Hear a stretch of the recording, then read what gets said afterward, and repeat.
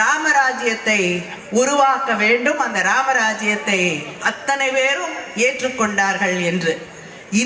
இவர்கள் உருவாக்க நினைக்கக்கூடிய ராமராஜ்யம் என்பது யாருக்கும் எந்த உரிமையும் அற்ற ஒரு ராமராஜ்யம் என்பதை நீங்கள் புரிந்து கொள்ள வேண்டும். அது ராமராஜ்யமாக இருக்காது, மோடி ராஜ்யமாக, RSS ராஜ்யமாக, பஜ்ரங்கள் ராஜ்யமாகத்தான் இருக்கும் என்பதை நீங்கள் புரிந்து கொள்ள வேண்டும்.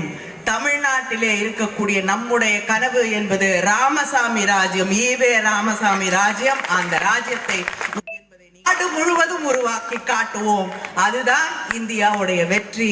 நாடாளுமன்றம், இந்த ஆட்சி மறுபடியும் வந்தால் நாடாளுமன்றம் நாடாளுமன்றமாக இருக்காது. ஜனநாயகம் என்பது காணாமல் போய்விடும். ஒன்று,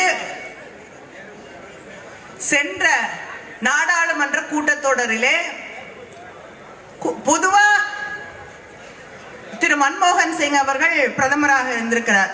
நான் அப்பொழுது நாடாளுமன்றத்தில் இருந்திருக்கேன். அவைக்கு வருவார்.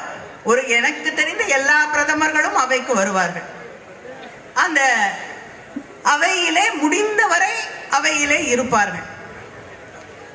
ஏதாவது ஒரு கேள்வி எழுப்பப்பட்டால் பிரதமரே எழுந்து பதில் சொன்ன நாட்களை எல்லாம் நான் பார்த்திருக்கிறேன். இங்க இருக்க